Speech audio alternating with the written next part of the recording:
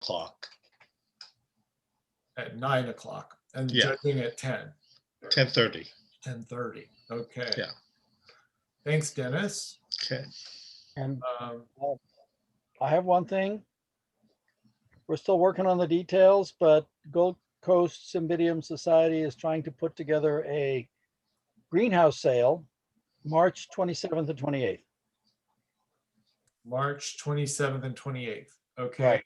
We got a ways out there. So the growers on the peninsula will have their greenhouses open on the 27th and Half Moon Bay on the 28th. All right. We'll Thanks, send Bill. out information once Right. we There'll have be more it all. information, but this is the starter. Yeah. Great. We'll send it. Yeah, send us an email and we'll get it posted and get it in the newsletter. We like to get it by the 15th. So sooner is better. Okay. Any other, somebody has, can somebody go on mute that has their TV? Thank you. All right. Any other announcements before we get started with the talk? All right. So we have 73 people on. That's great. Great attendance. So good job. All right. So let's see. So Dennis, are you going first or is Robert going to go first? I'm going first. So if you're ready, I could share the screen to start the presentation. Yeah, it's all you.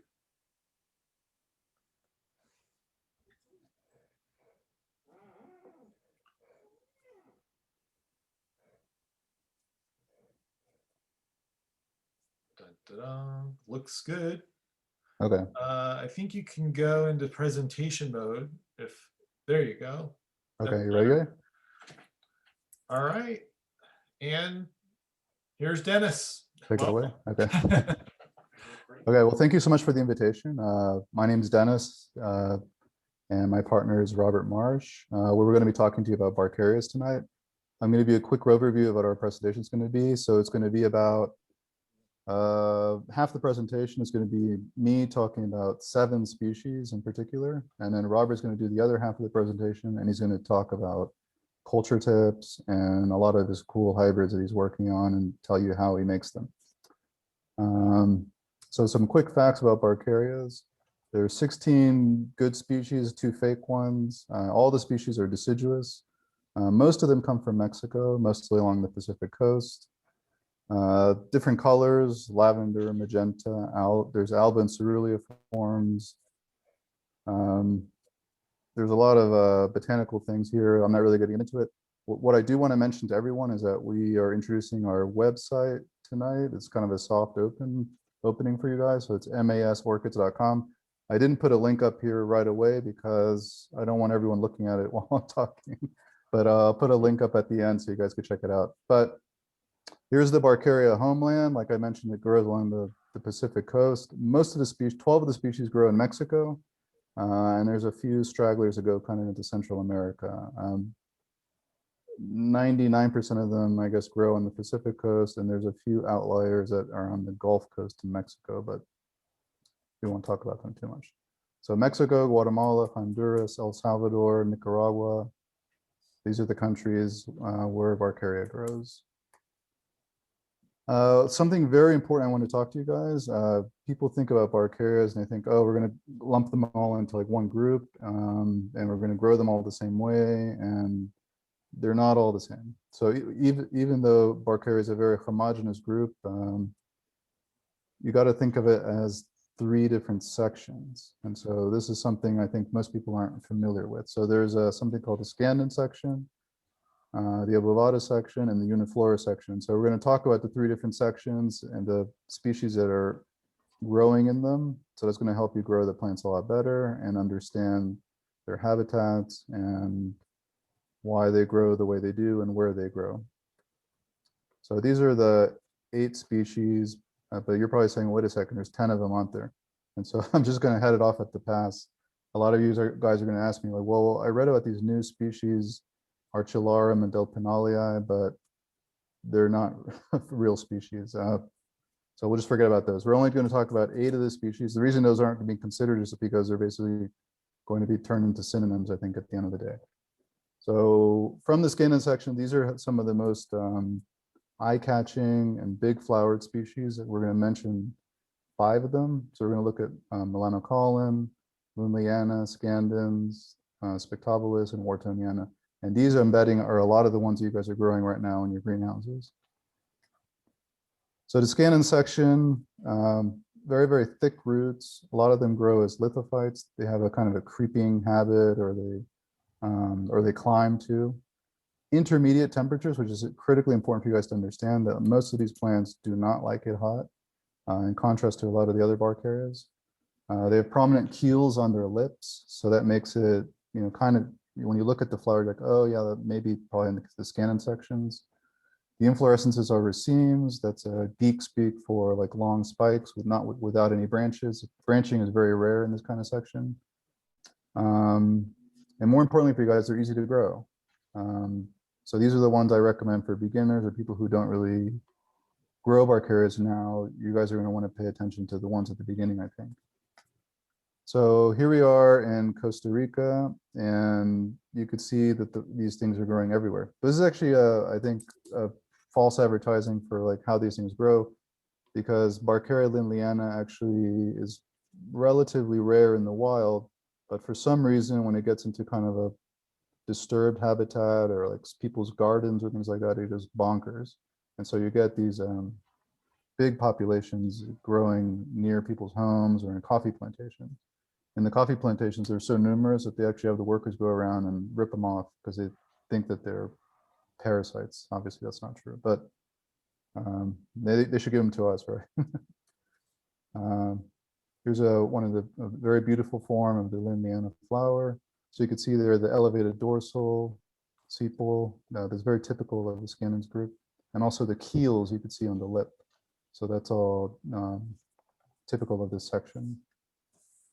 Here's a white flowered species. For some reason, the white flowers tend to be very common in lindleyiana. I've been in Costa Rica and actually been able to find algas just in the field. Here's one of the best ones that we've ever seen. So we call this cultivar Carla. Very, very nice plant. We're going to try to get it cloned up to make it available to you guys. Here's another species, Spectabilis. I know you guys grow a lot of this out there in the Bay Area. So this is an in situ photo of how it grows in Mexico. It grows in temperate forests in Mexico around 2,000 meters. Pine and oak, you can see a lot of pine needles in the branches, and the trees actually grow in little nests, I guess, of the pine needles and on the branches of the trees. Here's a close-up. Big, big flowers. The drawback to this species is that the flowers do not last very long, maybe 10 days or so. But it's a great show while they're there. And it's helpful for growers to grow this plant because, at least in our greenhouses, it produces, it's a spring bloomer. And so will oftentimes produce a secondary bloom or a secondary growth, not a bloom, in the fall. So it's easy for you to bulk up the plant because it puts out maybe 2 growths per year. So that's good for growers because you have backups in case you just start dying. So that's not the case with another Barcaria like Uniflora, and those things are hard to keep alive because they don't really ever bulk up. And once they go downhill, that's pretty much the end of the story. Here's another close-up. You could see, very, very nice. Oh, one thing I wanted to mention about this section is that they have very narrow columns. So that's another kind of a giveaway. The Uniflora section has a very, very wide columns, and you can kind of look at the flowers and determine that. So here's a habitat picture from Oaxaca. You're looking at the Tehuantepec Isthmus. I guess that's where, at one point, they had this crazy idea to build kind of a Panama Canal type thing that cross over from the Pacific to the Gulf of Mexico. But the good thing they didn't, they probably would have ripped all this place up. It's a botanical garden in the sense there's a lot of very strange and endemic species there. It's also one of the windiest places in Mexico. And so even though it is very, very, very hot, searingly hot, the plants are able to grow here because it's so windy. And I think that's a key for you guys, if you're growing these plants in the Scandan section, to give them a lot of ventilation. They really seem to appreciate that. So you see all the cactus and the Barcaria love these dry environments, and they're especially adapted and evolved to be one of the few orchids that can kind of grow in these environments. So that's the key to understanding how to grow them, is to understand their distinct cultural requirements. Here you see Barcaria whartoniana growing on a cactus. I guess it just kind of encapsulates how difficult life is for Barcaria in the wild. Like, I guess the cactus has its roots in the soil, is trying to get some water all the time, and then the Barcaria is like, you know what? I don't even need that. I'm just going to grow on the cactus. So it takes it to even a different level of difficulty up to grow on the cactus. This species is very strange because it has a divergent column, meaning that the column is not touching the lip like it is in most of the species. So it makes it very easy to identify. Here's a whole inflorescence. You can see how beautiful it looks. Wow. So a very highly recommended species, even though it does grow in a very, very hot place. I tell people that if you give it a lot of air movement, you'll probably be able to grow it successfully. We think, at least this is a theory, is that this plant is actually a highland species, and that it was a relictual species, and that it was marooned, I think is the proper term, on like this little area near Nizanda. And it's only been able to grow there because the wind is so strong. And so it's a highland species growing in a hot, hot, hot place, only because it's so hot, or I mean, so windy, I mean. But this is a great species for you guys to try. Here's another species. This is Milano Colin. It's gone by the name Halbingeri in the past. You could see it in the center of the picture, kind of off to the right. You can see those long spikes of flowers, and you can also see a little bit of the leaves and the really thick pseudobulbs. Both Whartonian and Milano Colin are highly endemic. They only grow in the state of Oaxaca in these very, very small areas. And about half of the species of Barcaria are either endangered or extremely rare or basically unknown almost in the wild. So it is important to grow them, I think, ex situ, just to help keep some populations around, just in case. So here's a close-up of the flowers. It's a very, very nice species. It's also a spring bloomer, just like Spectabilis. This is another one that in some cases will bulk up and produce 2, even 3 growths in 1 year. And there is a few cultivars or clones that will actually bloom twice a year too. They're not very common, but that is possible if you have a good clone. This is the last species that I want to talk about in this section. This is Barcaria Scandans, and this is Barcaria Scandans habitat. So the habitat is this cliff. It's about 1,000 kilometers above this basin. Or I'm sorry, 1,000 meters, 1 kilometer above this basin. And so, as I've mentioned before, the Scandan section loves those cool winds. It grows a little bit more intermediate. It doesn't really like the heat like it does the Uniflora or the Obovata section. That's why it's so critical that you guys understand this concept of the section, so that you know which species to pick and how to grow them in your greenhouses successfully. So this is actually a very tough picture to get, because if I slipped, I would have fallen 900 meters to my death. So, Oh dear. but you can see in the center of the photograph what looks like kind of white twigs. That's Barcaria Scandans, growing on a it's perched on a sheer cliff, and it's very, very happy. And so there's a breeze. Think of like a vulture nesting on or a condor, I guess in your case, for you guys in California, and how they nest very high up on these cliffs with constant breezes and so forth. And that's how you're going to want to be growing this plant. And here's another close-up of that picture. You can see it even has some capsules. We don't actually know what pollinates Scandans, but we think it's probably maybe hummingbirds, based on the color and where it is. But in the case of Barcaria, we don't actually know what pollinates most of the species. It's still a mystery. So there's a lot of research still to be done. Here's the plant in full flower right at the end of the rainy season, right on that cliff as well. This is a clone that we got in Guerrero. So very, very big spikes, great cut flower. It lasts 3 weeks as a cut flower, which Not a lot of orchids could say that. And if it's not cut, it'll last maybe about a month to 6 weeks. So great plant, and the color is great too. Can't say enough about this plant. It's like a good beginner plant for you guys. Okay, so here's this very important distinction. So the highland species, the Scandans species, are going to be growing on the top of these kind of plateaus or in the mountain peaks. And then these other ones that I'm going to discuss right now, the Uniflora and the Obovata sections, these are going to be growing in these inland basins. Very hot, very dry. So quite distinct, the culture. So in Obovata, there's 4 species, Nivosa, Obovata, Palmari, Strophinx. Thin flattened roots, star-shaped flowers. The petals project over the lip, so it kind of hides the lip. They mostly grow near stream courses or near rivers. They're all twig epiphytes, so they never have any kind of humus or moss or anything growing around the roots. The roots are always exposed. The inflorescences are panicles, not racemes. And they kind of grow in like these bushy clumps, so quite distinct from the creeping Scandan section. And so I'm putting these kind of as a medium difficulty just because they're not quite as easy as the Scandans.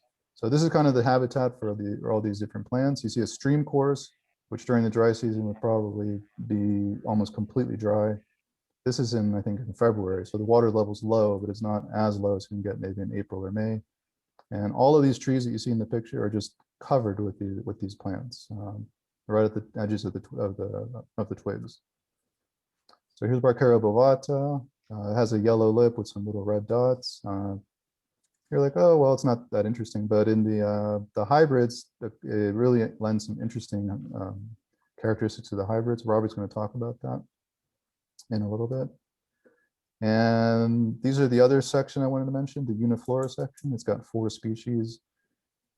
Barcariola, very rare. Dorothea, it grows basically at a pinpoint on the map.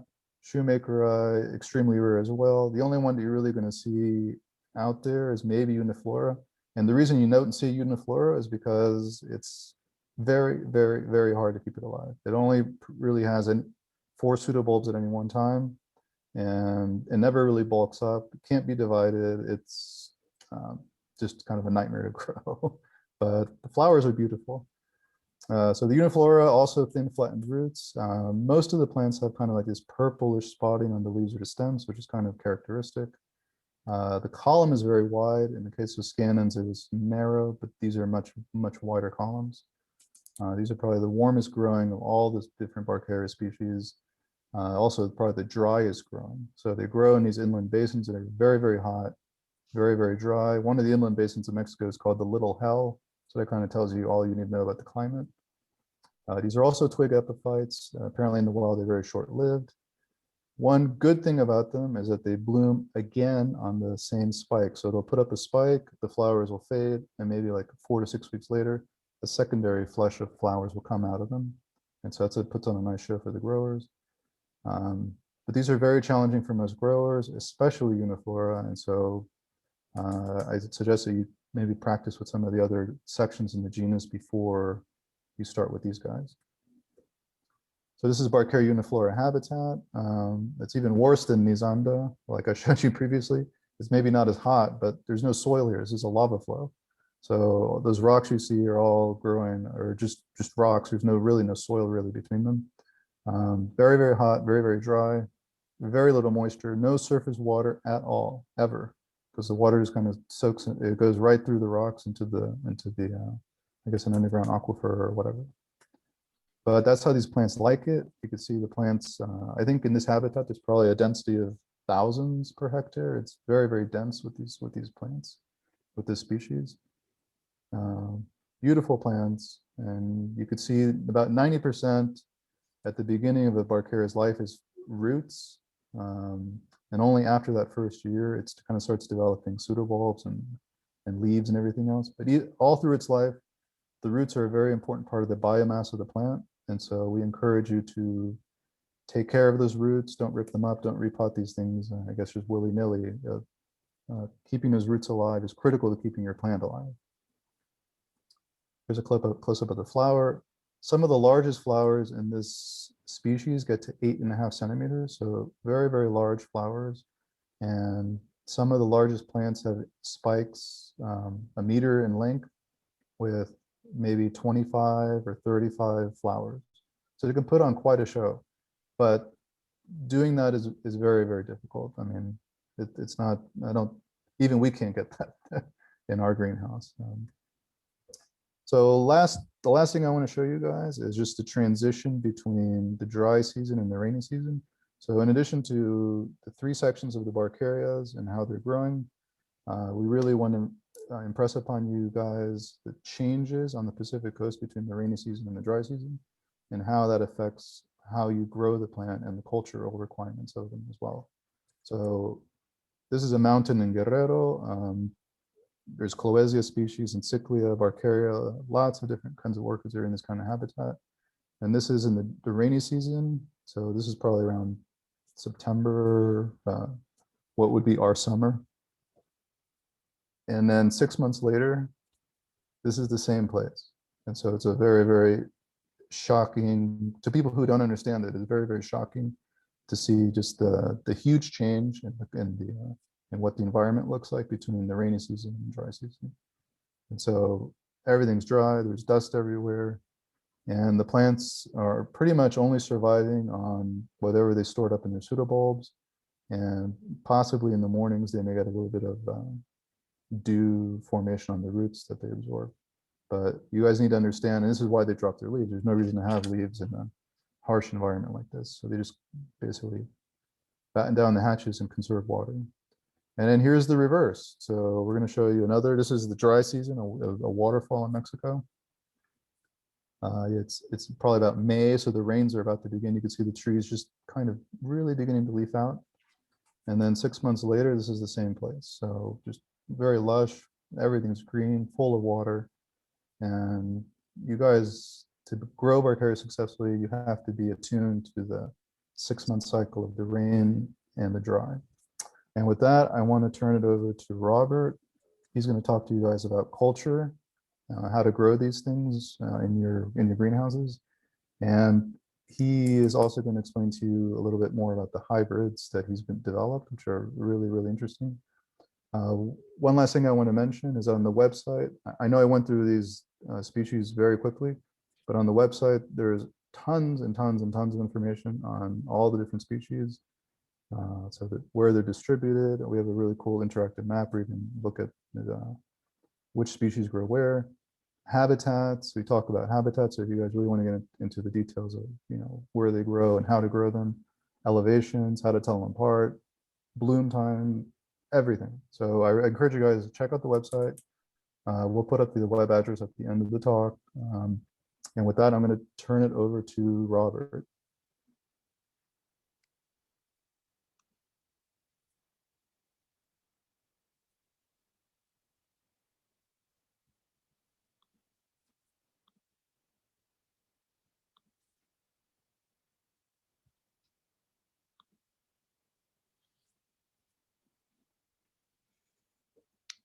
First, let me also thank you for inviting us to talk about Barcarias.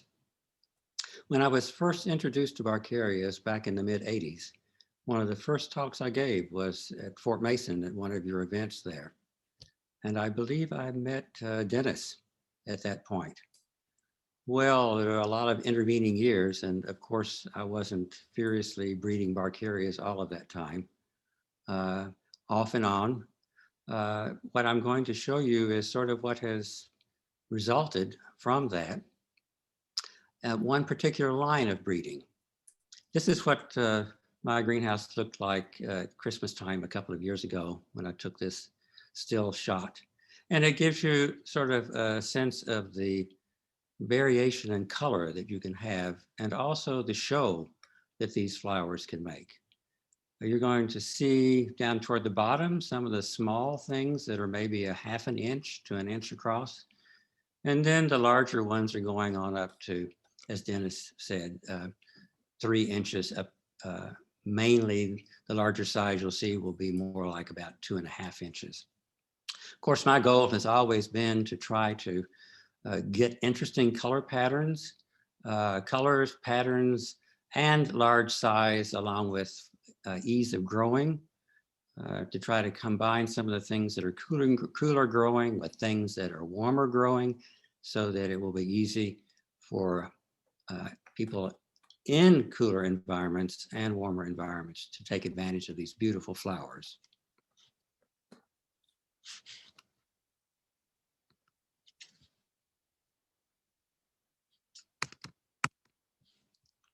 We have to resort to this.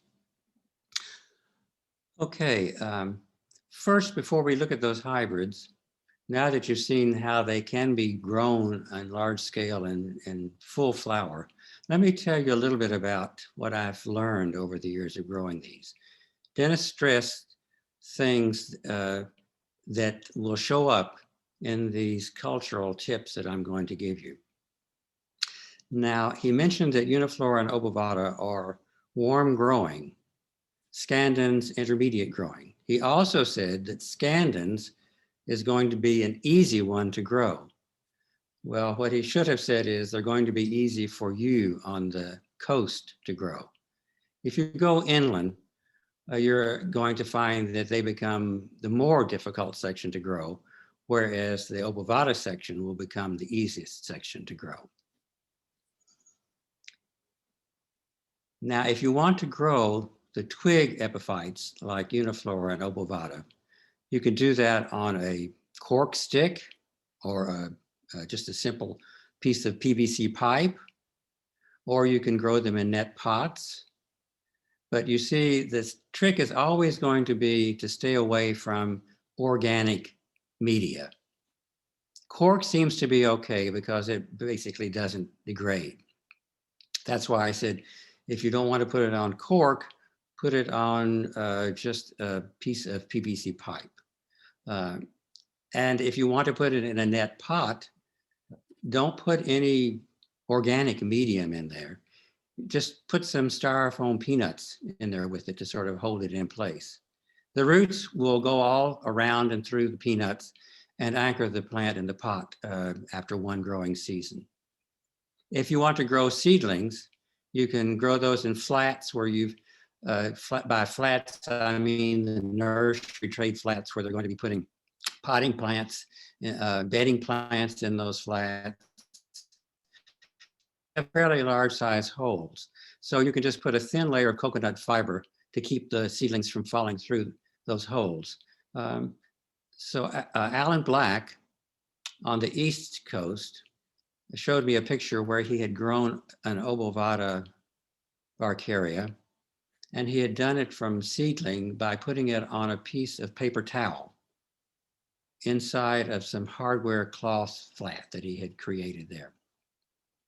I tried that, but I found that I was losing the plants until I tipped the flat up at about a 45-degree angle, so that after I watered, the water would run out of the paper towel and just leave it damp for a few hours, and the plants seem to love those conditions. I'll show you in a moment what I'm talking about. Now, if you want to do the Scandan section, and that's a good one for you, if you want to mount them out on the coast, that's going to be fine. But if you're going in an area that is a little bit drier, it's a little bit warmer, I would suggest you even try there, even on the coast. What I have found works beautifully after experimenting for this and that over 30 years. And that is to take a terracotta pot, unglazed, and an orchid terracotta plot is fine with the slits in the side, and fill that with styrofoam peanuts. Just lay your plants practically on top, or work styrofoam peanuts around the roots if you're talking about Scandans with its thick roots. You really don't need that much in the way of the peanuts in there. That just provides a little bit of anchoring for the plant to get started. Once the roots have anchored themselves onto the walls of the terracotta pot, you could even pick the styrofoam peanuts out if you wanted to make a little more room. What I found was that the evaporation of water from the terracotta pot would keep the roots cool.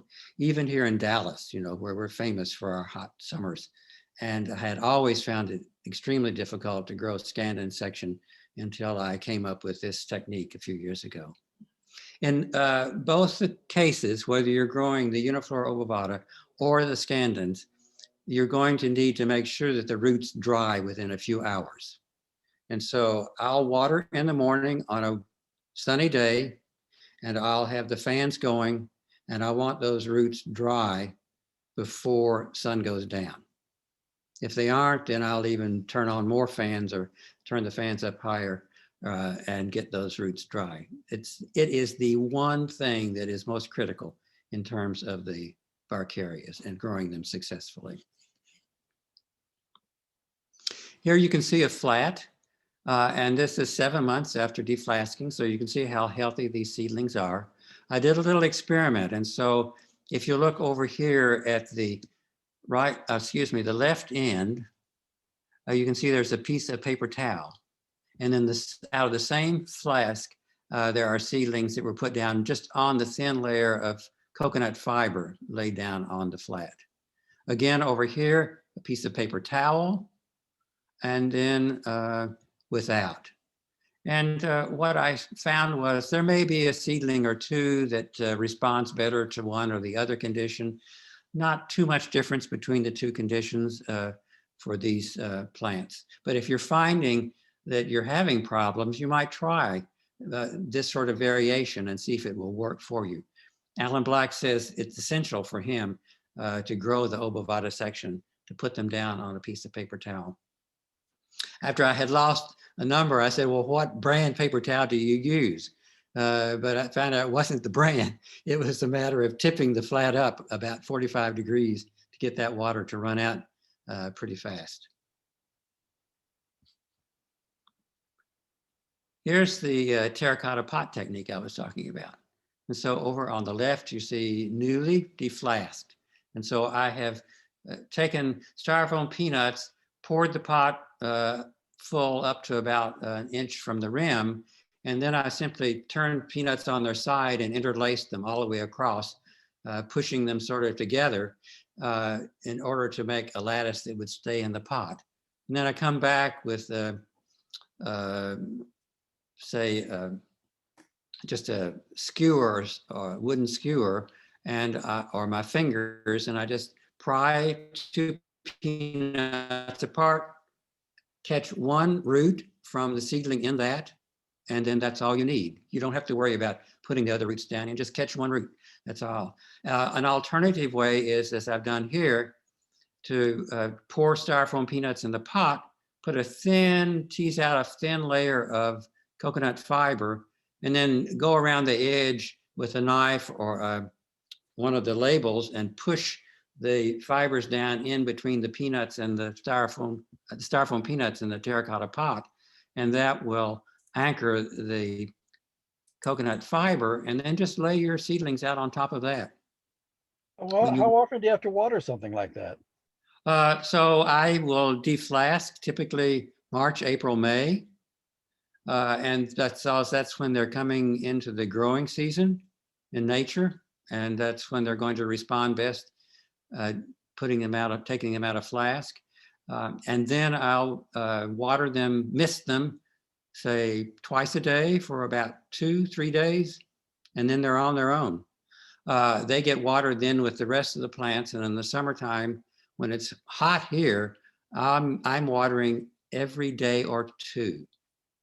So they're getting a lot of water, but they're drying out very rapidly later on in the day. And you can see these roots are dry. You see they're white, and the plants are perfectly happy that way. If you kept those roots green more than, say, 12 hours, you're going to lose them. That's all there is to it. Then that's what the problem was I was having with the paper towel. They were just keeping them wet a little bit too long. Over here on the right, you see after 3 months, the good growth that's there. And here we've got, after 1.5 years, spikes already coming up from the growths that you have there.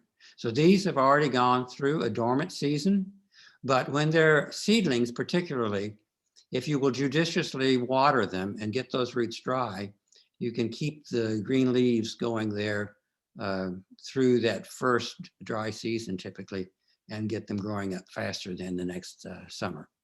You don't. What's your temperature in Dallas? So the temperature in my greenhouse, I try to keep it below 95 degrees. But my Barcarias have gone to 100 in the greenhouse, and it doesn't seem to faze them. I wouldn't want to do it on a regular basis, but on the odd day, it seems to be okay. And in the wintertime, I like to keep them around 58 degrees as a minimum. Although on a cold night, when we have a blue norther come through here, they probably drop down to 53, something like that.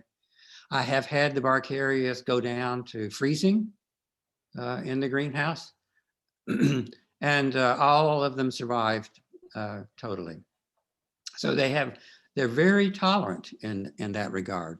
But if you want the very most vigorous growth, the best bloom, I would say try to keep them between 58 and 93, something like that.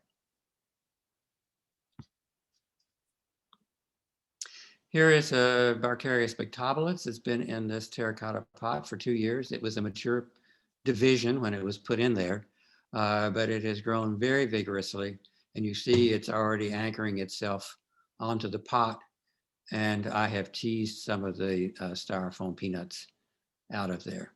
This plant is putting out a flush in the spring and blooming, and then in the fall, each pseudobulb typically breaks 2 leaves, and you double the size of the plant every year at least on there.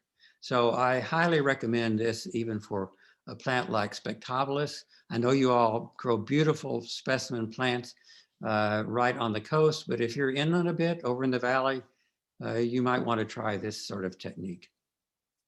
And I've mentioned the frequent watering in summer. The minute the temperatures start to cool off in the fall, I'm beginning to limit my water, and I will go down to try to get in 1 watering a week, but only on that best day when I can get the roots dry later. Better to let them go 2 weeks without water than to keep the roots wet too long. But with limited watering in the wintertime, they seem to like that and respond well. If they don't drop all their leaves, they seem to like that. But if you have to let them drop their leaves because otherwise you'd water too much, go ahead and let them drop their leaves. They do that in nature. Fertilizer, very weakly fertilizing every 2nd or 3rd watering. And I just use a typical, I think I bought this last from Carter and Holmes, urea-free 20-10-20. But then I intersperse that with a magnesium-rich fertilizer and a high phosphate fertilizer, particularly in the fall, to sort of boost bloom spike production. And there's my temperature range, as I told you, light intensity. I have them growing next to phales, doing very well. I have them growing next to cats, doing very well. I don't think they like as much light as Vandas, say, for example. So it's best if you give them at least 30% shade from full sun. If you have some pests, and I guess most of us do from time to time, I found that orthene, horticultural oil, or insecticidal soaps, Turicide, or 7 for caterpillars, if you get those in. Those things will take care of the scale, roaches, and most insects. Mites, it seems like because you have to dry the Barcarias down, that they're a little more susceptible to mites than other orchids. I used a horticultural oil for a number of years successfully, but then I got an infestation that I had to find something else, and I had to go to the synthetics, Telstar and Avid, and sprayed them together, and that took care of the mites, just with spot spraying in the greenhouse, not everything, but just wherever I would see a plant that might get mites coming in from outside, I would spray that plant and the surrounding ones, and that has taken care of it totally. For fungus, the Subdue I've used. For algae, Physan 20 works. I wouldn't be putting it on there all the time. I don't really have an algae problem with the styrofoam peanuts and drying down, but if you see you do have, you could use that. What I have found was the kiss of death are some preparations of neem oil. So I've totally sworn off of neem oil. It seems to be insidious with the Barcaria, sort of like Benamil was with contaminated Benamil some years ago, if any of you remember that, where the plants look fine when they're sprayed, but 2 weeks later you think, something seems to be going wrong, but you really don't get the full effect until 2 months later when the pseudobulbs start to turn to mush and the plants die. And if you have any outlawed kelthane on your shelves anywhere and are tempted to use it, don't. It is also immediately the kiss of death. Spray a Barcaria with kelthane and the next day you come in, it will be dead. Now, I don't think I need to go down this list. Dennis has already mentioned several of these things. All of these are the characteristics that I loved in the Barcarias and wanted to combine to get the biggest, longest lived flowers, multifloral and drought tolerant, heat tolerant, so forth, and maturing fast, as you could see from the compots that I showed you. I would say in my greenhouse, unlike the times that Dennis said, Spectabilis will stay in flower in my greenhouse for a month at least or more. Scandans will stay a couple of months, and those are sort of the two extremes. Palmeri I love, but it also, like Spectabilis, is on the short-lived side. Most of the others are much longer lived. Now let's get to the hybrids, and let me show you a couple of the large ones if that's what you're interested in. And of course, I am, and most people love the show.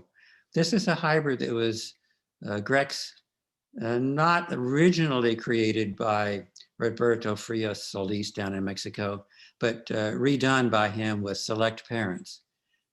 And this is a select clone from that cross that he made. It is absolutely a spectacular thing. Only two species are involved, Milano Colin and Spectabilis. This is another large flowered. It contains 4 species, and it's from my hybridization program. It includes, as you could guess, Scandans with the dark color. It includes Uniflora. You can see the wide column that's on there. It includes Whartoniana, and that gives you the upright sepals that you can see that form a crown above the flower. And the 4th species in here is, let me think, Lindleyanna. So here you've got a combination of a couple of large flowers and then others that are giving it characteristics that you really would like to see in that large flower. Over on the left, you can see a compot. This is blooming the 3rd year from flask. It had already bloomed the 2nd year, or 18 months actually, because I take it out of flask in May, and this was blooming in the fall, November, and so even less than that. And you can see, amazingly, how similar the different conformations are, but the color intensity is increasing as you're going from that tallest one on down. So this is a combination of a cross I made that I named after Roberta Frias Solis, and then it got crossed with a hybrid that, just straight Lindleyanna. That Carla clone that Dennis showed you, that was Alba, and this is what came out. So that Scandan is coming through there, even with the Alba genes that you might think diminish it. And the wonderful thing about this is that the Roberta Frias Solis hybrid was only a relatively infertile, produced only a few embryos, but now the progeny are extremely fertile and produced a jillion embryos in each pod. And from this blooming that you see right here, I set a pod on every one of those blooms and I only lost 2 of them so far in developing right now in the greenhouse. So I'm really excited about this for breeding large flowers. Now, the other line of breeding that I want to talk to you about was one to bring in the obovata section, because if you want to get other colors, other patterns, you've got to do that. And so long ago, I made a cross between Palmeri and Nervosa, and that made a Rebecca Marsh. Now, you all know from your art that if you are going to put lavender or purple together with yellow, you know what you would get, sort of a brownish color, right? But you can see here in orchids, if you put in Barcarias, yellow lip with a lavender lip, you get a white lip. And over here on the right, I'm crossing Nervosa, that is the more typical form of Nervosa rather than with the yellow lip. This is very rare. And I'm going to cross it with a yellow-lipped obovata. And when I did that, you come up with Obosa ivory, an insipid little flower that no one would pay any attention to whatsoever. But again, you can see the combination of yellow with lavender has wound up with a hybrid that's white or cream. I know that I've got the yellow in there, recessive. I know I've got some interesting patterns in there, recessive. And so what I'm going to do is now cross Rebecca Marsh with Obosa ivory. And this is a flat of seedlings blooming from that cross. You can see a lot of white, as you would expect, now that we know what the genes are doing there. But every once in a while, you see a little yellow right here, up here. You see some lavender in there. And so what I did was take out the whites with the best form and the whitest ones, cross them together for an F2, the ones with the yellow that were best, and so forth. And now I'm going to show you a series of things that came out of that F2. You can see what we have now is a beautiful big obovata. The sepals and petals are reflexed. Judges wouldn't like that maybe, but if you like Barcarias, it's the lip that you really want to see. And you want to get those other things out of the way so you can see the lip. So I've worked real hard to always select presentation that would allow that. You can do that back here in the ovary by straightening it out a little bit. And you do reflexing the sepals and petals. Here you can see another one of the F2 clones. Here are 2 more. You see this very interesting pattern of stripes and almost like a burst on here. Over here, you've got the white with some little spots coming through. Here you've got rose colors coming through. And if you can see it on your screen over here, we've got light yellow with a darker yellow concolor lip coming through on there. The spots are all gone. These are all from F2s. Now, that cross that was made between Rebecca Marsh and the Obosa ivory, I called Marshmallow. Excuse me, I call it Oaxacan Showers, but it was giving all these neat things in the F2. So I thought, well, let me try crossing it with other things that I've made that would get larger flowers and better presentation.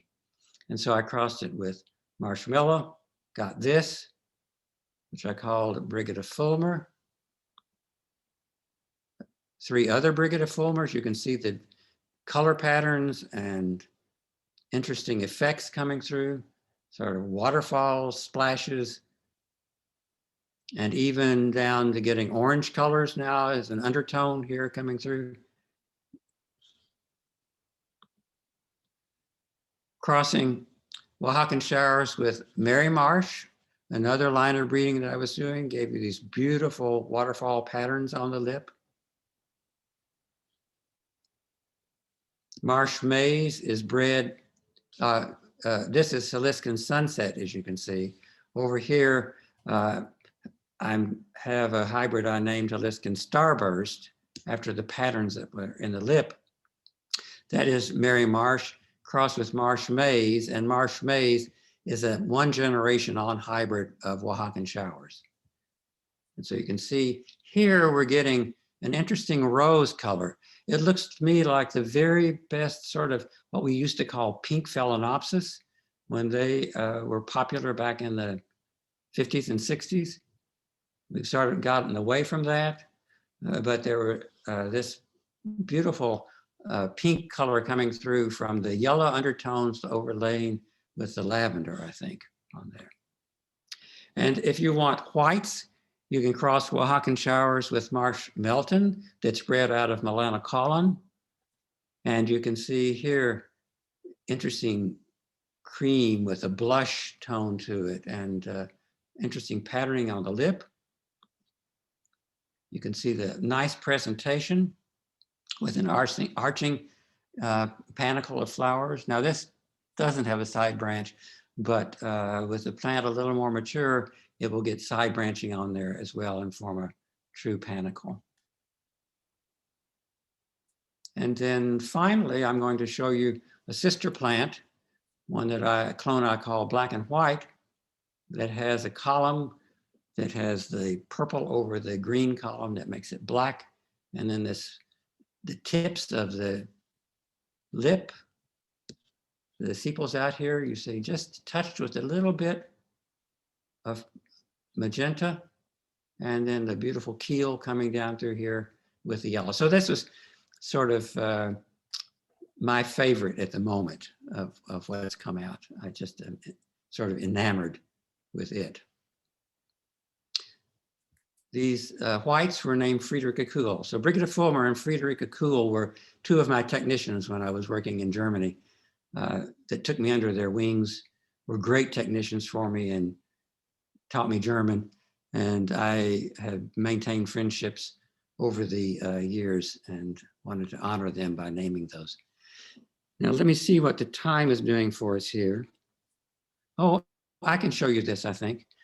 So here are a couple of videos, short clips that I took this season in the greenhouse. And so this is mid-December.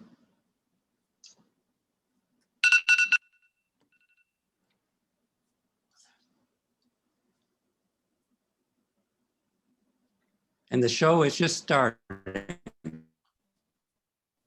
Back over and some more right in front of us here at the bottom. These are compots of seedlings interspersed with the mature plants. You see all of the roots, how important it is. You just see roots everywhere. What you want is just the most vigorous roots that you can get. This is mid-January, just a short time ago.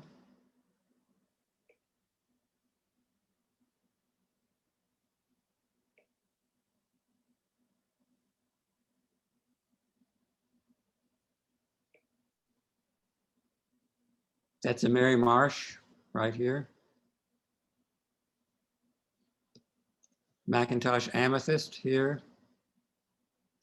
This is Roberta Frias Solis right here.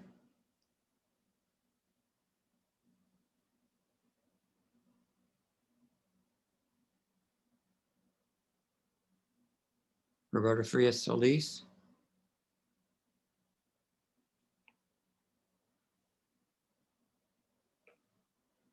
Trying to get the yellow lip coming through from with a parentage that included Mary Marsh.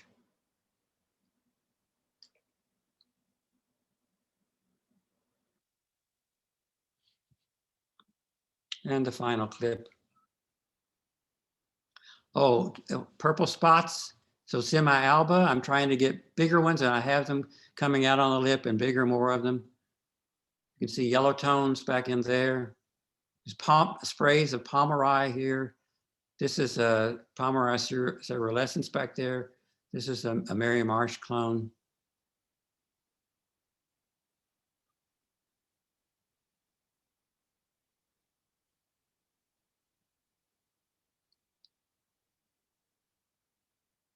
A lot of Oaxacan showers. I'll focus in on that in a moment. These are Palmeri cerulescens right here. More the wild type Palmeri. Oaxacan showers, and behind it, here's another Oaxacan showers.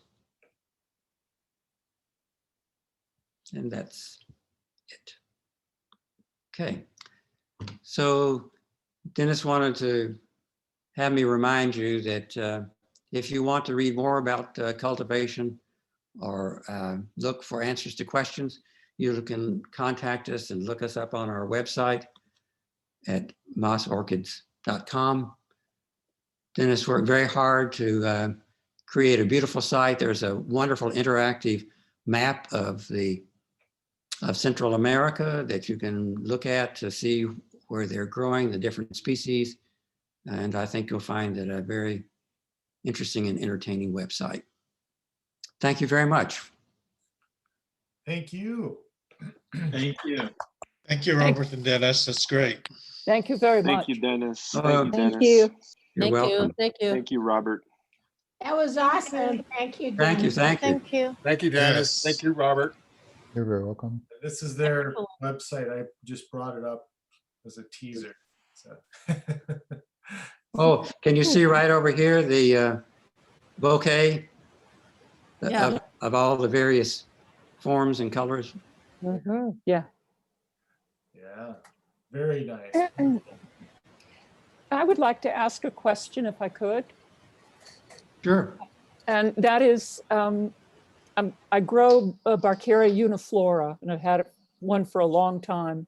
I don't grow it really well, but how cold does it get in the habitat at night? I think it can get pretty cold in the habitat at night. Dennis had me there sleeping sort of unprotected one time, and I was quite cold. So, but I think that in the greenhouse, I have great success. Oh, if you're talking about trying to grow it outside. No. This is, I have several greenhouses with different temperatures, so. Right. I would try to stick with that mid-50s at night. Okay. I wouldn't take it down below 50 typically. And warmer days? On warmer days, in the wintertime, I try to not let anything get above about 85 degrees. Okay. Actually, Yeah. I would say even if you can keep it below 80, you would probably be best. I can do that. Yeah. Thanks. Our winter times don't. Oh, get and that. I would like to add about the uniflora. Mhm. It's best, and you say you've grown it successfully for a number of years. You've probably found what I have. Once you have it growing on a support, I haven't moved them for 25 years. Okay. It just really does not take kindly to being moved. Okay. Thank you. You're welcome. Another question? What is it about the neem? Is it the neem itself, or is it the active ingredient? Is it the oil? Do you know what it is about neem that's makes I think it? it's something in there that some people are fractionating out when they sell you the neem oil, and others aren't. I had successfully used it, not on a regular basis, and at some time in the past, but then got a new batch, and I garbage cans full of plants. So I would just stay away from. Have an opinion about the things like the Azamax, which is the active ingredient, but not the oil? Someone said, well, that's what you should be doing, and sent me some, and I tried it, and it had the same effect for me. But again, even when they say that's the active ingredient, unless you go in the lab and check it out to see how pure it is, maybe it isn't. And maybe the Barcarias are just more sensitive than other orchids are to that. Thank you. Mm-hmm. Is there a carrier that you put in with the neem that might be responsible for the problem? Like a No, detergent or something? no, I haven't put carriers in with it. But I do think that the Barcarias are not particularly fond of having organics to any extent on them. So that's why I like to use just the minimum amount that I need to use in spraying or working with them. But you I did would- recommend horticultural oil though. Yeah, so I have used horticultural oil, but I would not use it on a regular basis. Only if you have scale that you're trying to control and you want to do sort of a, so when I use that sort of thing, I have a fogger and I fog, and that means I can get by with just a few tablespoons for the whole greenhouse, right? And my greenhouse is 600 square feet and 30 feet high. Okay, thank you. Mhm. Dennis, I was curious, your book, is it available, or was trying to look it up. Is it for sale, or is it like a Mexican government reference book? Yeah, so it was a commemorative book. So it was put out on the occasion of the 200th anniversary of Mexican independence and the 100th anniversary of the Mexican Revolution. So it has a forward by the ex-president of Mexico. So the whole thing was like a government publication. So it was only published locally. One of these days, I'd like to get it published in English. It's got like a lot of really great pictures, maps, and everything else. So, but all the information that you would want about Barcaria that's similar to what was in my book is on the website, but it doesn't include all the other species, unfortunately. So one of these days it'll happen. I don't know when, but we're working on it. But no, it's not available anywhere. That's a fantastic book, Dennis. Yes. Love it. It's great source of information. It would be great if it could be made available for the general public. It would be great. Even in Spanish, you can use Google Translate. Or learn Spanish. Or that too. All right. Any other questions? This was great. Both you guys, thank you so much. One last plug for the plant sale. I was going to put this slide up because some people came late. Let's see here. It was in the newsletter. Let's share the screen. I don't know if I think you covered almost all of them, but let's see here. Can you guys see that?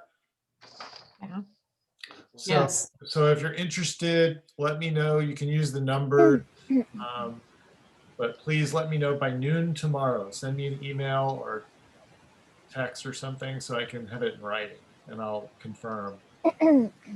We'll work out the sale and the shipping.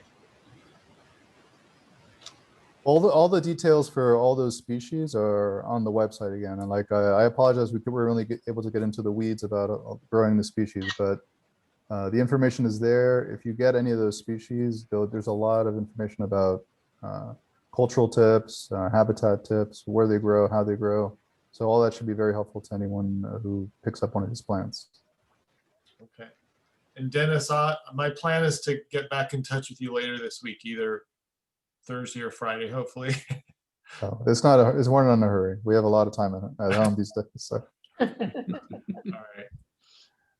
Well, now we're gonna transition over to Lynn to do the show and tell. Okay, everybody, cross your fingers. Screen share. There we go. Screen 2. Okay, once again, thanks a lot for having us. Thank you so much. Thank you, Dennis. Thank you. Thank you, Robert. Goodbye. Bye. And Lynn's got it. I see it. You do see it?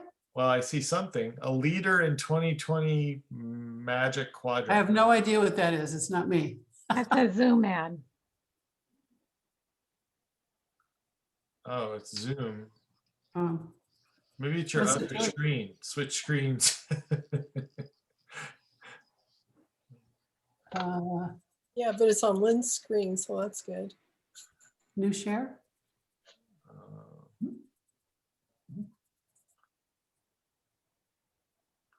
Not sure which screen, how you switch screens. Well, actually, Lynn, it works better if That's you, it. I see it. I see it. What do I you don't see? What do you see? I don't see it. It's Showing there. It's there. You got it. What do you I- see? Do you see show and Now, tell? now I see it, yeah. The sign saying SFO Now as you got- show and tell. All right. Got it right. Got You it. don't see the notes screen, right? You just see big. No, big we are shot. seeing the notes scene. Yeah, we're seeing Yeah, presenter view. Both of them. Click on your video icon, There you go. That's screen it. icon, yeah. Full screen. You got full screen now? Yes. Yep. Yes. All right. Go up one. Oh, nice. We're not- Great, okay. Well, that's exciting. So we have another gorgeous and really varied show and tell table tonight with 73 orchid photos from 23 members. So let's get started. Just I always remind you, the order in which I show them is the order in which I receive them. And just a reminder, I like at the end of the show to end the show with an animal and orchid photo. So please send me yours for next time. So we'll start with Ron Norris's Cymbidium, lots of spots by Pyewacket. This is an unregistered hybrid, and I love the parents' names. Ron says he's sad there's no POE show this year because he'd love to show this off. It has 4 spikes with 67 flowers. It is very nicely fragrant, has a beautiful lip. Ron also shows us Lelia anceps, white marble by Constellation. This is a very nice plant that he received from Dave Hermeyer's plant giveaway last fall. We all love these outdoor growers for our Bay Area collections, and this is a lovely full flower with just a blush of pink.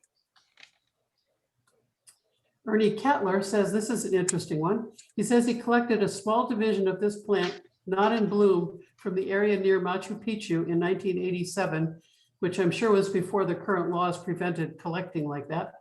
And he says, quote, "It took several years to grow up to blooming size when I discovered what I had, Fragmapedium caudatum.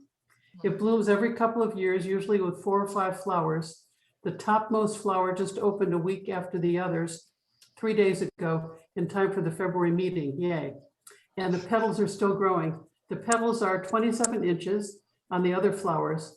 I've read that they continue to grow until they hit the ground and provide a pathway for the large ants that crawl up and pollinate the flowers," end quote. So this species is found at elevations up to 8,600 feet. So it's a cool grower with temps down into the 40s. Beautiful. Judy Carney shows us Diplocolobium ridleyanum, excuse me, which is related to Dendrobium and may already have been lumped into Dendrobium. The important difference is the Diplocolobiums have just a single leaf. You can see in the left-hand picture, just a single leaf per pseudobulb.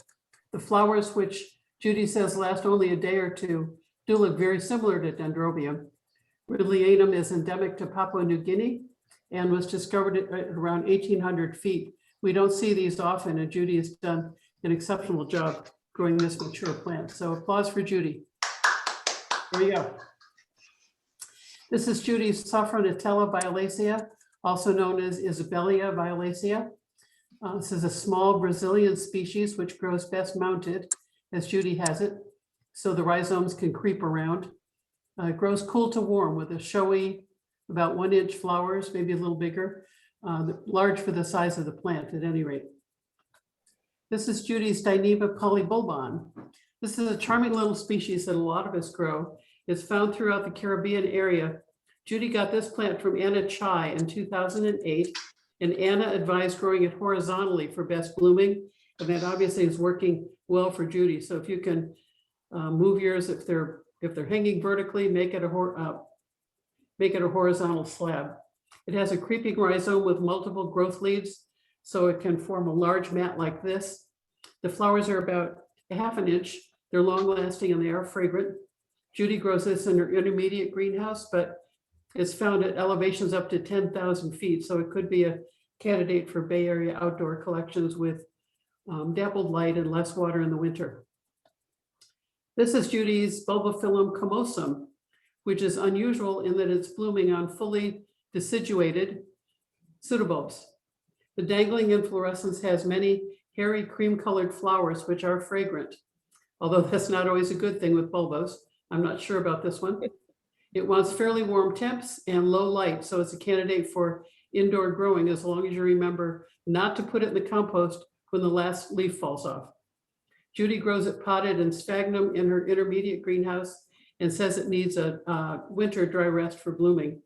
Ron Parsons was at Judy's greenhouse over the weekend and he took the flower shot, and that is a wow.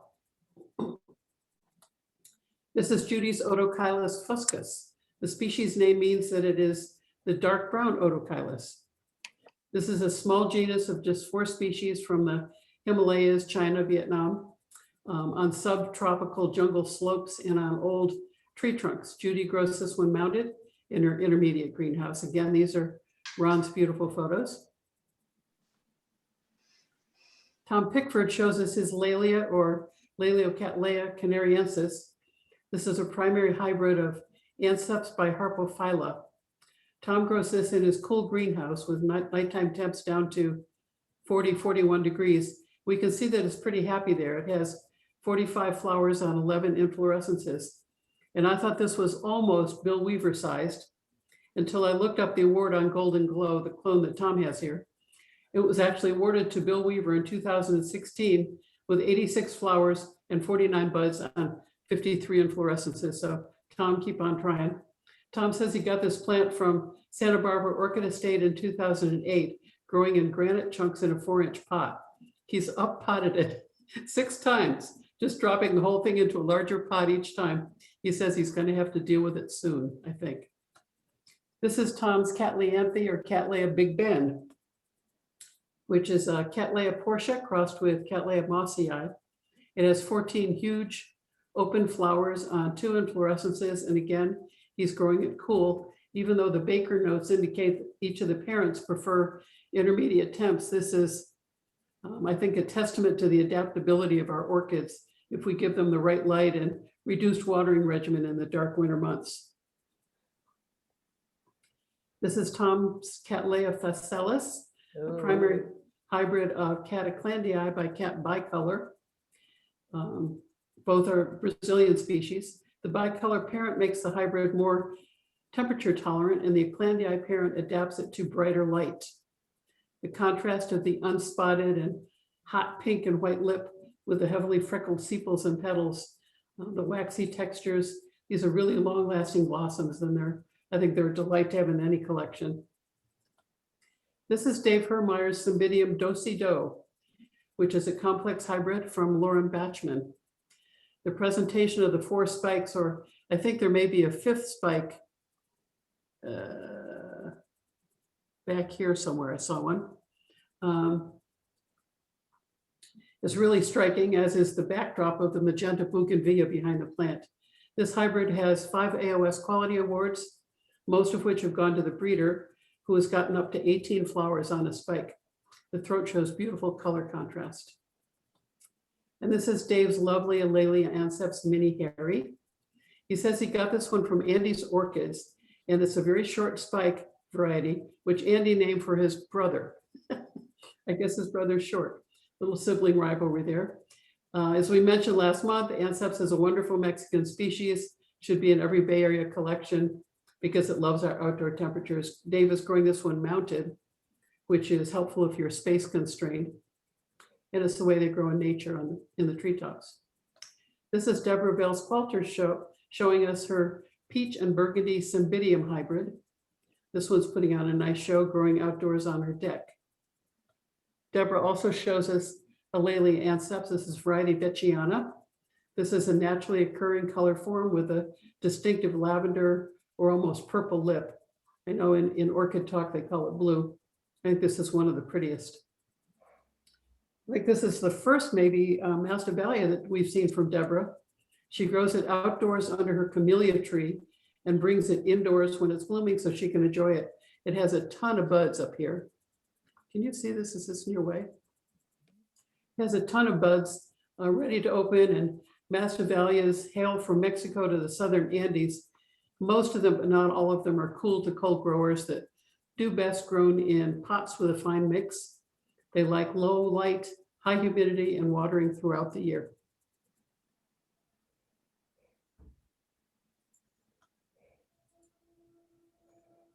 Okay, Deborah also shows us Oncidium Twinkle Fantasy. This is a very rewarding little primary hybrid of Oncidium Chirophorum bisodoanum, and it's a super plant for windowsill growers with bright and direct light. It produces these very floriferous branching inflorescences with lots of flowers that are about a half an inch. Their fragrance will fill the room for you.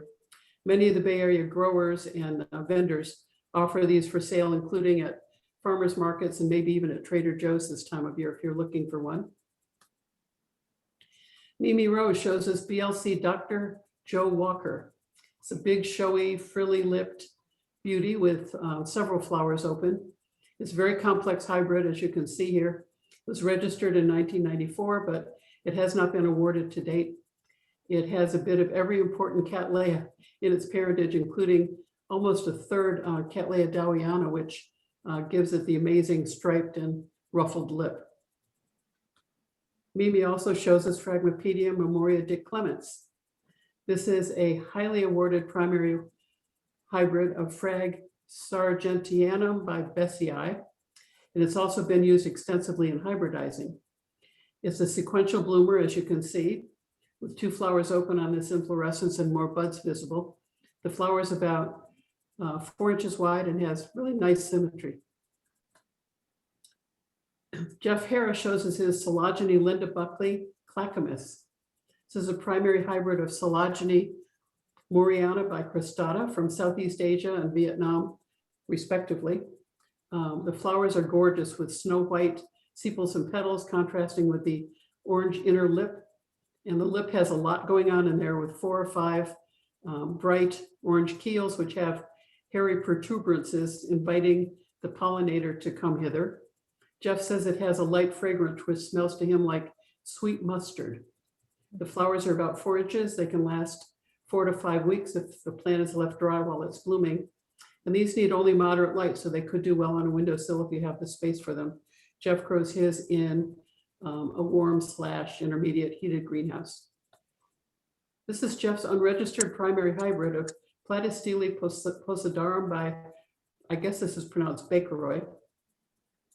Posidarum is a miniature species from Colombia. It's a cool growing epiphyte. The little star-shaped flowers are about half an inch, almost translucent white with a bright orange lip. It's a cool grower, and Jeff grows this in an unheated but protected outdoor area, which he calls his fog house under the deck. It looks like Jeff purchased this from the Tarzane group, which I find is a great online source for domestic source for miniature orchids from all over the world. And I've had good luck with their plants too. Tarzane also sells black elastic cord, which you can see Jeff has used to mount his plants. See over here, this black cord. And it's much easier to use than the monofilament. It's worth a try. Angraecums all come from tropical Africa, and this is Jeff's Angraecum germanianum, which is a species from Madagascar. They're monopodial, meaning they grow upward from 1 foot, and they keep growing up and up, so they're best supported on a tree fern slab or in a wooden basket hung vertically like Jeff has done here. They need moderate light, high humidity, lots of water while they're growing, much less water in the winter months. The flowers are 3 to 4 inches, and they have a distinct spur or nectary at the back of the lip, as is pointed out here. Jeff grows this in his heated greenhouse. Jen Polakis shows us Angraecum veitchii, a primary hybrid of Angraecum sesquipedale by Eberneum, and we can see that it has a very long spur. Actually, they're sticking up in the air. You know the whole Charles Darwin story about the search for the moth with the long proboscis to pollinate sesquipedale. And here sesquipedale is crossed with Eberneum, which gives it the greenish color and also makes for lovely multi-flowered inflorescence in the hybrid. Angraecum flowers are waxy. They live a long time, usually nighttime fragrant to attract the moth pollinators. Jen also shows us Schomburgkia halbingeriana. AKA Laelia halbingeriana. This is one of those messy nomenclature things, and the way it's identified in the market is often confused with superbians, but both the Q monocot list and J. Phallus IOSPE differentiate them. So let's just stick with halbingeriana for tonight.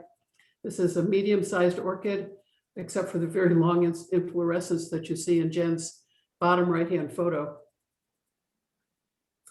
It's found in Oaxaca, Mexico, in tropical semi-deciduous forest. It sends up that long inflorescence from the base of a recently matured pseudobulb. And it looks like Jen's plant has at least 10 flowers, nicely grown. This is Jen's Paphiopedilum Julius, a primary hybrid of Paphloi by Rothschildianum, and is very highly regarded cross with 122 AOS awards. Jen's has excellent parentage, resulting in a flower that is nicely symmetrical, and it bears multiple flowers on a spike. Both parents are from Borneo, and both need intermediate conditions. So like many paths, this could be a good windowsill candidate. This is Jen's Vanda cerulescens. Cerulean means blue, and cerulescence means bluish. So we see lilac blue sepals and petals and a dark violet blue lip. We can see the plant's relatively small for a Vanda. It needs very bright light to bloom well, but if you have a window with strong light, this would be a lovely addition to any home collection. Heavy water while it's actively growing, much less during the winter months, but good humidity all year long. Jason Gebbia is not able to join us this evening from Maryland, but he has some super Fragmapediums to show us. Starting at the top left and moving clockwise, we have Millbrook, Don Wimber, Fritz Schomburg, and I don't know how you say this, Wasney? I don't know. They all have Fragbesii in common, from 25% Besii in the Wasney hybrid to 50% in the Millbrook and Fritz Schomburg, and 75% Besii in Don Wimber. And the Fritz Schomburg is 50% Covacii, 50% Besii. So you can see the Covacii gives it those broad Mickey Mouse ear petals and the open flat shape of the flower overall. This is a beautiful job with these, Jason. And here's Jason's Fragmapedium Belle Royal 4N, which is a hybrid of Frag Dick Clements by Sorcerer's Apprentice. It's also 25% Besii for the fabulous red-orange coloration. And the fact that it is designated 4N means that it has double the chromosomes of a normal orchid, which means bigger plant, bigger flowers, and usually more flowers. In fact, the most recent AOS award to Belle Royal was in 2019 to Dave Sorokowski of Path Paradise. His plant had 2 flowers and 4 buds on 2 inflorescences. Jason's has 6 buds and 6 flowers and several buds. I can't tell if there are 2 inflorescences here or if it's one branching one, but this is a spectacular showing. Dave Sorokowski's flowers were 5.5 inches wide. I don't know what Jason's measurements are, but I'm guessing these could be larger. It's gorgeous. So these are mine. I bought this Rhynkostylus gigantea at POE in 2016 from one of our Asian vendors. And it blooms for me every winter, but this is the first time I've had 2 inflorescences on it.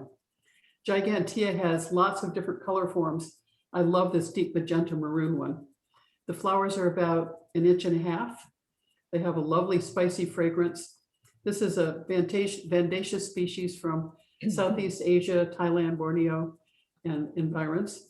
And it likes bright light and warm temperatures. So you can see that I hang it high in my intermediate greenhouse.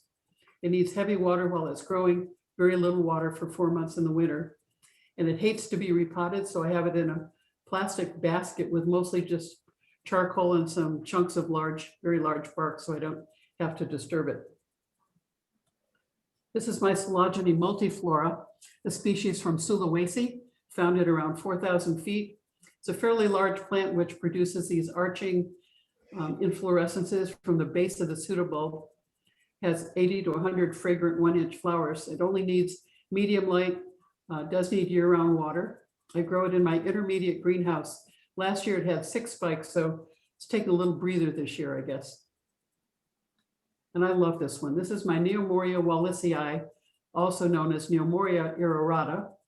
This is an epiphyte or sometimes terrestrial monotypic species from Colombia and Panama. This is a large plant with big egg-shaped pseudobulbs. The leaves are about 2 feet tall, and it's been blooming with 3 spikes in my heated greenhouse for over a month. There's still buds opening, as you can see. The flowers are about 2.5 inches. They're waxy. They're fragrant with burnt orange, sepals and petals, and a lip with distinctive burgundy bars. I water it all year, but less in the winter. Here is Barcaria Milano Colin from Dennis Olivas. Aloha, Dennis, welcome back. The name Milano Colin means the black-stemmed Barcaria. It's a charming species found in the Oaxaca state of Mexico in the transition zone between tropical deciduous forest and dry oak forest at around 5,500 feet. And now we all know how to grow it beautifully. Dennis's Laelia eleorii is an albiform. I think eleorii is the most charming of all the Brazilian Laelias. It's a low elevation plant from the coastal mountains. It's a dwarf plant of up to about 5 inches is all, with flowers that are large for the plant. The flowers are up to 2.5 inches. It can flower 3 or 4 times a year whenever it matures a new growth. It likes intermediate to warm temperatures to flower well, and is best grown mounted so the roots can ramble around the mount. Then it shows us 2 color forms of Catalyto, Leo Lodoglasa. We can see from the family tree where the name comes from. This is a hybrid made by Fred Clark of Sunset Valley Orchids, and it was just registered in 2010, but it already has 12 AOS awards, including an FCC. These are large flowers, about 4 inches, very waxy, firm, with a contrasting violet lip and random spots on the sepals and petals. This is very lovely and a good new hybrid for our collections. Nice. And Dennis's Cymbidium Arithram Yoshi is a complex hybrid, which has resulted in this very round, full flower with full sepals and petals and a very wide burgundy and white lip with 2 yellow callus or calli for a nice contrast. It's beautiful. Dennis's Cymbidium Arithram is a species found widely in Southeast Asia as an epiphyte from 3,000 to 9,000 feet. So like the other Cymbidiums we've talked about, this is a great outdoor grower for us in the Bay Area. In fact, Erythraeum can take temperatures near freezing. It's been used extensively in Cymbidium breeding for its coloration and its spotting and cold tolerance. Renata Johnson shows us BLC or Potanara Solar City Showgirl. And it is indeed showy with a long ruffled lip and yellow to peachy tones, which was registered by Cal Orchid, James Rose, in 2014 and is unawarded to date. It's 50% Laelia anceps, but because of the other parentage, it probably wants temperatures a little warmer than anceps. This is Renata's Ricostylus gigantea in the albiform. We saw the maroon color form earlier. We don't often see a true albiform because they generally have little pink spots cropping up. This is a Vandaceous species from Southeast Asia, needing bright light to bloom well in intermediate temperatures. This is a beautiful clean pot plant, nicely grown, Renata. This is her Cattleya maxima, also an albiform. Maxima is a species from Peru, Ecuador, and Colombia, and there are actually 2 distinct populations. It was originally discovered in the hot, humid lowlands around Guayaquil, Ecuador. Later, it was found at high elevations on the western slopes of the Andes up to about 7,000 feet. The lowland plants are among the largest of the unifoliate Cattleyas, and they bear 12 or more flowers, whereas the upland maxima plants are smaller. I guess harsher conditions, so smaller plants, and they generally only carry 3 to 5 flowers. So, of course, the maximas we see in our collections are hybridized for size, vigor, and floriferousness. What they all have in common is the characteristic yellow stripe radiating out from the throat. Tanya Lamb shows us Bulbophyllum Wilbur Chang, a primary hybrid of Bulbo Echinolabium bicarunculatum. And it's the carunculatum which gives it that amazingly ugly, warty, carrion-like lip, suggested that it's probably pollinated by flies. In fact, the most recently awarded clone of Wilbur Chang, the clonal name was Stunning Stench. That's a clue. This is an intermediate to worm grower, which needs only intermediate light so you can grow it on your windowsill if you have no sense of smell. It's a sequential bloomer, and Tanya says she met Wilbur Chang years ago when she visited the Honolulu Orchid Society. He was a kind man, a great orchid grower whom everyone loved, and H&R, Roy Tokunaga, named this hybrid after his passing to remember a great orchid friend. Nice story, Tanya, thank you. Tanya shows us Cattleya lodoglasa, which is one of the parents of Dennis's Leo Lodoglasa, which we saw a few slides ago. Lodoglasa is flat, round, and has very full sepals and petals. This make it important Cattleya for breeding. It's been used in over 9,900 hybrids, including 450 primary hybrids. It's also fragrant. It's a species from Brazil where it's found at 2,000 to 3,000 feet. So this is an indoor or intermediate grower and a very rewarding addition to any collection.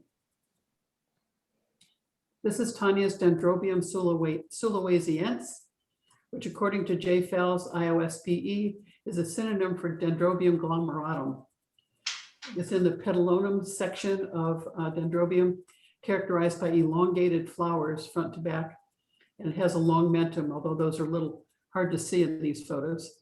The leaves are deciduous, and it blooms on the deciduous canes. It's found at low elevations along swampy rivers, so warm and humid conditions. Tanya has her canes supported for upright growth. Some folks grow it in a hanging basket, allowing the long canes, which can be up to 20 inches long, to hang over the edges. Either way, it's very pretty. This is Tanya Zygopetalum triste. Zygopetalum is a South American genus, and this is a charming little species of zygo from Brazil. I bought one last year from Andy's Orchids. It hasn't bloomed yet, but as a former French teacher, the word triste to me means sad, which puzzled me because what could be sad about a fragrant purple flower? But I did a little research, which revealed that triste refers to dark, gloomy purple. Whatever, I still don't get it. This is a warm to cool growing terrestrial, which likes bright light, a good windowsill candidate because it doesn't get too big. And this is Tanya's, nothing sad or gloomy about this, Ornithocephala calcium. This is a primary hybrid of Ornithocephala philippinensis by Storii. Both of these species are from the Philippines. They like very bright light, warm temperatures, plenty of water, though less water and fertilizer after they're finished blooming.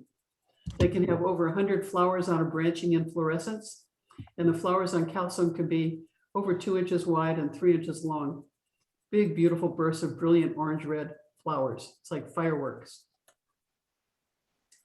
This is Stuart Maneker's Dendrobium propinquum, found only in the Philippines in montane forests at elevations around 500 to 700 meters as a medium-sized worm-growing epiphyte.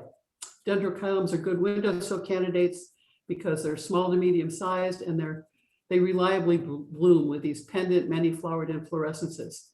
Stuart says this may be the oldest orchid in his collection. He bought it from Howard Pigors at Oak Hill Orchids in Dundee, Illinois, sometime in the mid-90s. It looks like it's grown into a very substantial specimen-sized plant for Stuart. And this is one of Stuart's newest plants, Laelia lundii, which is a small, about 5-inch tall epiphyte from Brazil, from the drier inland areas far from the coast. And interestingly, I discovered it's the only Brazilian Laelia with more than one leaf on a pseudobulb. You can see that it spreads via rhizomes between the pseudobulbs, which makes it a good candidate for being mounted on a slab of cork bark to give it room to wander around. The flowers are about 1.25 inches to 1.5 inches. They last only about 10 days, but aren't they adorable little ones? Roberta Fox shows us her Stenorhynchus Spiciosum, a species native to a wide area from Mexico to Peru and the Caribbean. It's a tropical terrestrial with thick, vigorous roots, and no pseudobulb. It can be a good houseplant because it only needs moderate light, and also because the leaves form these beautiful basal rosettes. They're marked with dark green, marked with silver spots, so it's an attractive plant even when it's not in bloom. The flowers are light red with a pale pink lip, and the intense red color that we see in the photos comes from the bracts, which surround the spike in the flowers. So Roberta calls it the poinsettia of the orchid world. This is Roberta's Isochyla species, which Andy Phillips of Andy's Orchids is fairly certain is Isochyla major. It's native to, if it is, it's native to Colombia, up to about 2,000 meters, and Roberta grows it on her coastal Southern California deck. In the Bay Area, that probably means a windowsill or an intermediate greenhouse with dappled light. Roberta says it either self-pollinates freely or the hummingbirds do the deed, because as each flower fades, it tends to become a seed capsule. This is Roberta's Maxillaria sophronitis, a species native to Colombia and Venezuela. Roberta grows this on her Southern California patio. It's another good windowsill candidate because it only needs phalaenopsis-like light. And in its habitat, it grows in or at the edge of cloud forests up to 5,000 feet. Roberta says a year ago it outgrew its 4-inch basket, so she put it in a 6-inch basket. It's outgrown that too, so she's just going to let it ramble. It produces flowers on and off all year with several flushes of bloom like the one we see here. The flowers are about 1/2 inch, and I don't know if he still has them, but at one point Dan Newman was selling these in the past. Roberta shows us Dendrobium, formerly Diplocolobium, Erythropharum, a species native to New Guinea at a range of elevations. Some folks question the wisdom of lumping it into the genus Dendrobium, as Diplocolobiums differ in that they only have one leaf on a pseudobulb. And the sparkly, spidery flowers are ephemeral, lasting only a day, which is not Dendrobium-like. So if you're not paying attention, Roberta says you could miss the whole show. It has a subtle fragrance of watermelon. There are 10 mini Vandaceous species in the African genus Mystacidium, and Kay Klum shows us 2 of them. First, this is Mystacidium venosum. It's growing on champagne corks in an intermediate greenhouse, and it's thriving. Maybe something about the residual sugar in the champagne corks, I don't know. If you like a big showy plant, this one's not for you, as Kay's 3-inch ruler shows its size, and it is deciduous, remaining leafless for most of the year. The flower spikes arise from the roots from the base of the stem with crystal and white blooms that are fragrant at night. It's easy to see why this is now one of Kay's favorite orchids. This is the first blooming for her with 55 flowers, each with a 1.5-inch nectary.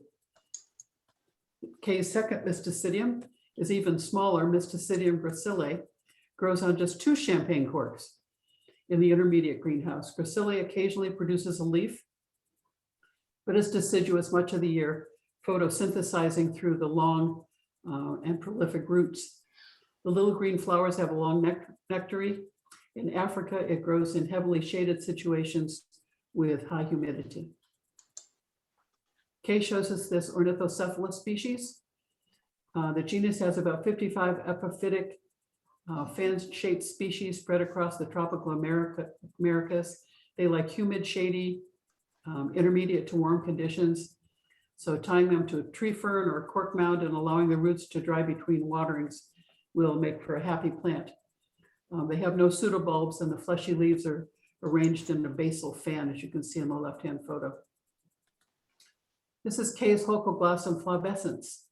It's a terete-leaf vanda-like genus found in Southeast Asia. Flavescens is endemic to the Yunnan province of China up to about 6,500 feet. And it's a miniature cool to cold growing epiphyte. The flower is about 1 inch, which is quite large in proportion to the plant. It has interesting red markings in the lip and a large area of golden yellow in the throat, alerting the pollinator to come check it out. This also grows in an intermediate greenhouse for Kay. Jan Anderson shows us Phaeus tankervillii. a temperate climate terrestrial found from Southeast Asia to the Pacific Islands, Australia, and Africa. And it has also now become naturalized in Hawaii and the Caribbean islands. Jan acquired hers from Anna Chai at a POE member plant sales table quite a few years ago. I remember when they were very popular. This is Jan's Maxillaria Friedrichsthalii, which she says was collected in Belize. And at the time she said they called it a grass orchid. It's found in wet to hot montane forests. Jan also shows us her Cattleya thuringian, a lovely unawarded primary hybrid of Cat percivalliana by Walkeriana, with a gorgeous big frilly lip and the typical Walkeriana nose inside. It looks like this is the first blooming, and the two flowers are very large for the size of Jan's plant. Nicely grown. Glenn Finch shows us two lovely Leocatlia Canariensis. The first is Dawsonii, which he bought from Andy's Orchids. Glenn said it is pure white, whereas some plants of Dawsonii show a bit of pink or lavender on the lip, which means it's not true alba like Glenn's is. And this is Glenn's Leocatlia Canariensis variety Vecchiana, distinguished by the lavender or blue lip. He purchased this from Atsuka's estate.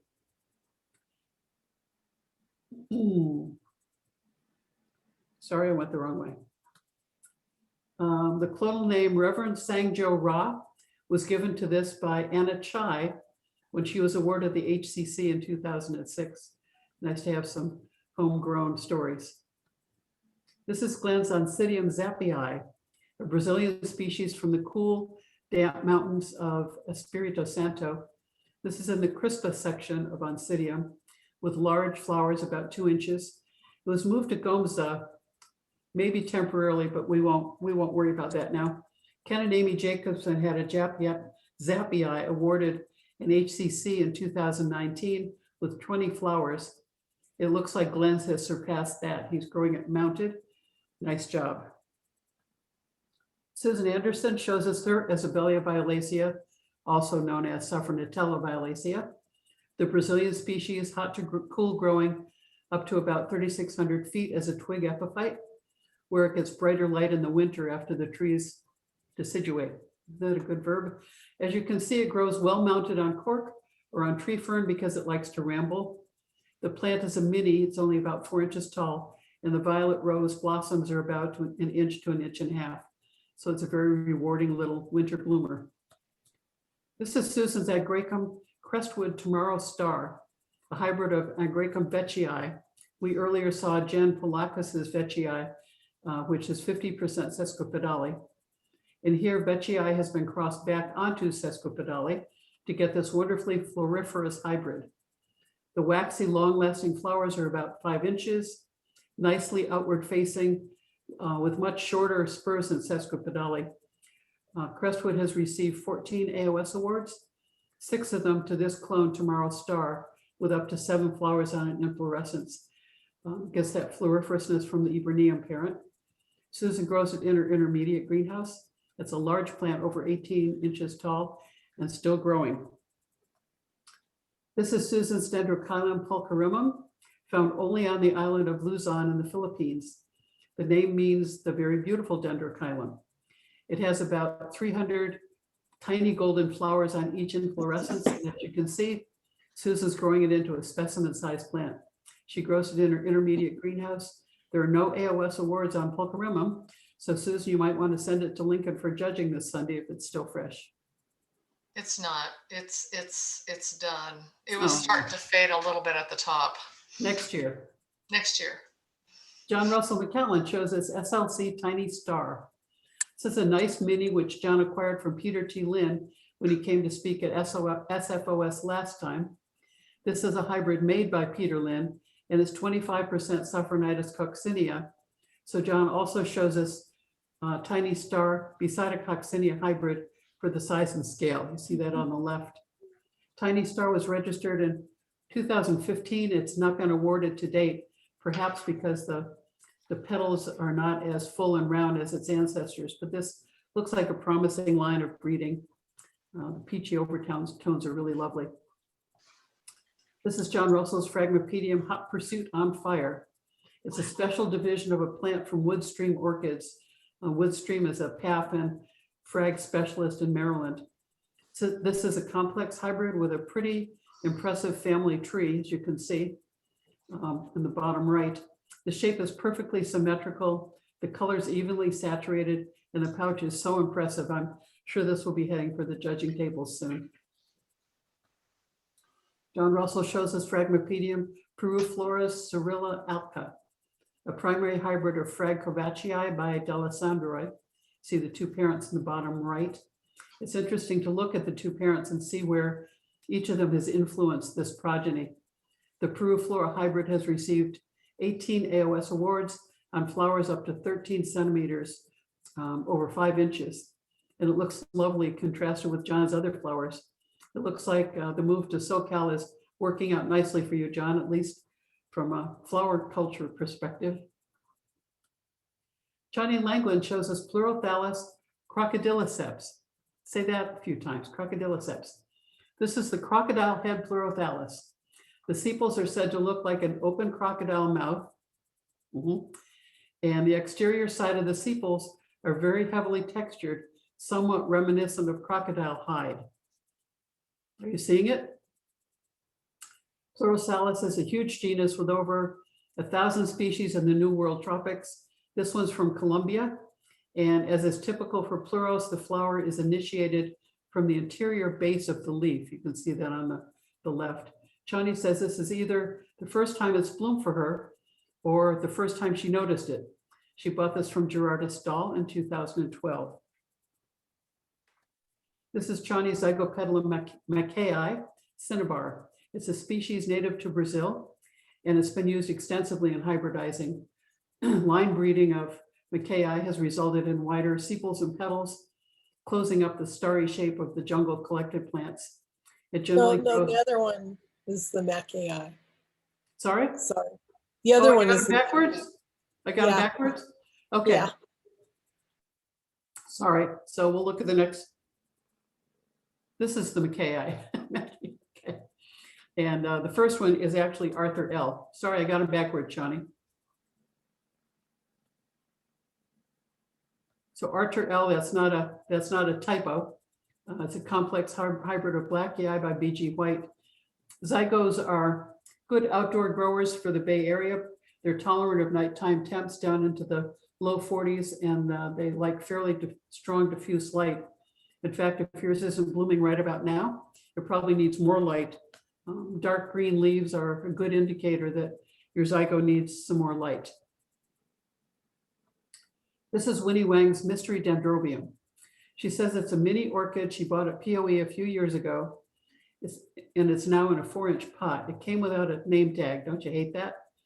And she searched online and found that the Dendrobium nobile form semi-alba looks similar, but the red part is a little different. I can't identify it. If anybody can help Winnie with the ID on this plant, please use the chat on your computer screen to chime in.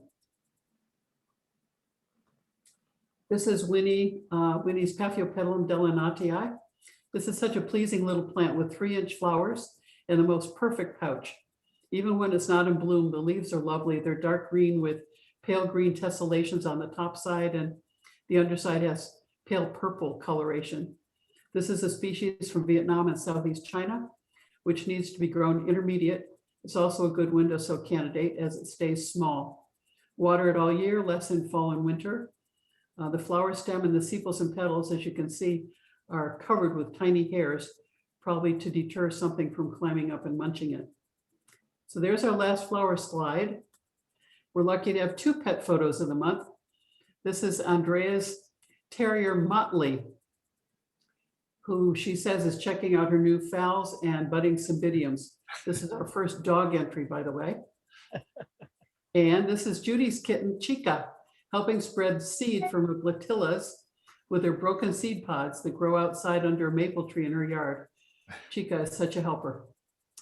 So thank you all for the great photos and for getting them to me early enough that I could do a little research on them. I hope I didn't miss anybody's email. Please be safe, and I'll see you in March. Great job, Lynn. Thanks, Lynn. Thank you. Then you're a Thank you. star. Top share. Wow. Thank you all for great pictures.